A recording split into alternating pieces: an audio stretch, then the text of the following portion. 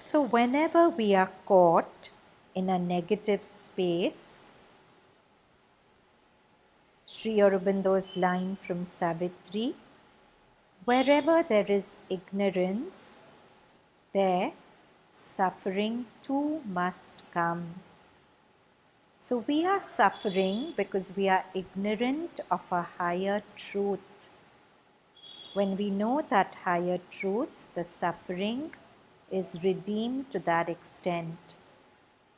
For example, if I am holding a grudge against somebody because of their behavior, somewhere I've forgotten that all is God, that nothing happens without His will.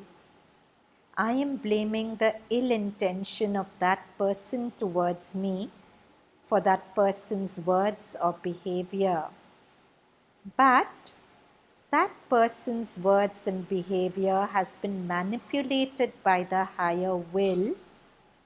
Then again the question, why would God make the person behave like this to me? So we remember that when a lemon is squeezed, lemon juice comes out. When an orange is squeezed, orange juice comes out. The juice is hidden in the rind of the fruit. But when difficulty squeezes that fruit, what's inside comes out so that it's visible. The person was made to behave like this with me, to squeeze me into bringing out whatever's hidden in me so that I can see it and work to transform it.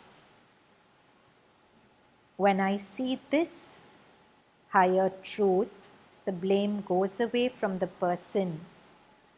Instead of putting my life energies into making the person see that they are wrong, my life energies will go into what can I learn from this?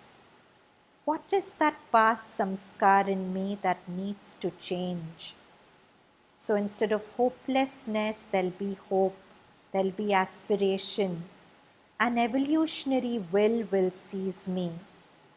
So that's one example of the truth setting me free of the ignorance.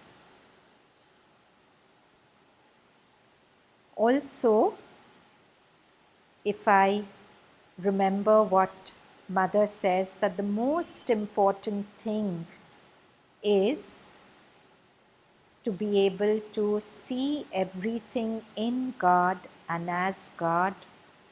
And this can't be a first aid. For example, if somebody has annoyed me, then to remember, oh, she's also God, it won't really help. But if I'm practicing this, constantly thinking of the Mother, thinking of God, and constantly reminding myself that every form is the Mother, then that remembrance is so alive that even if somebody hurts me, I remember that's Mother playing with me. And I won't believe the narratives that my mind tells me about the intention behind the person's words or action. And that's something I should really practice. Never to believe the negative narratives that the mind tells me about a person's behavior towards me. More and more, at least towards people who are close to me, let me practice being unconditional. Just the way I try to be unconditional towards God. Whatever the person does, if it's good, I'm grateful and happy. If it's something that my mind judges as negative, let me not believe the story behind the intention of that person that my mind sells me. However right it seems, it will always be wrong.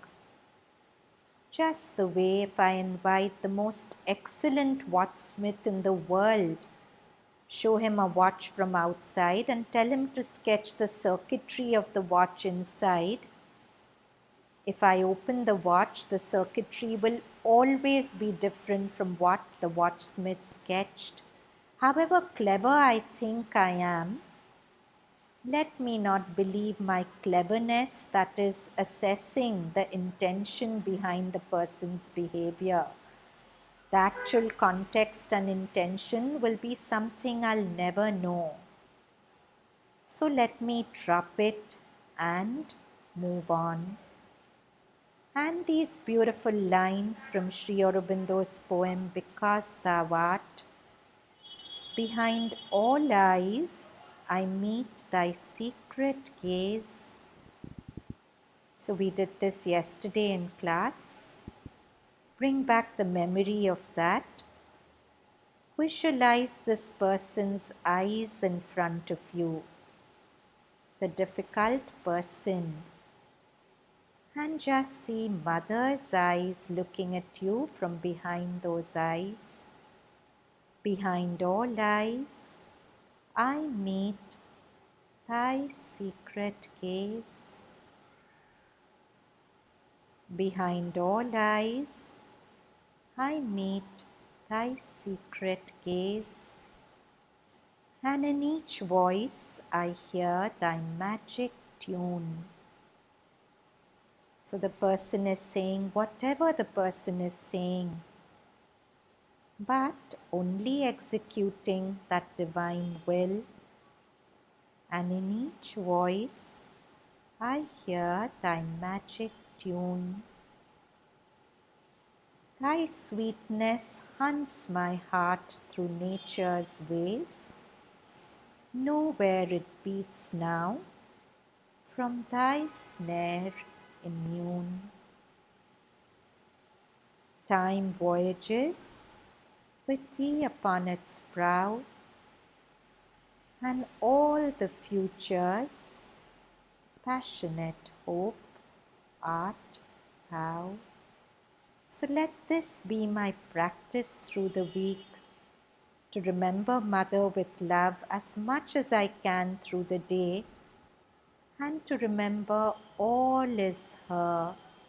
And this remembrance will make me not believe my mental judgments and be at peace with whatever life is bringing to me in the moment.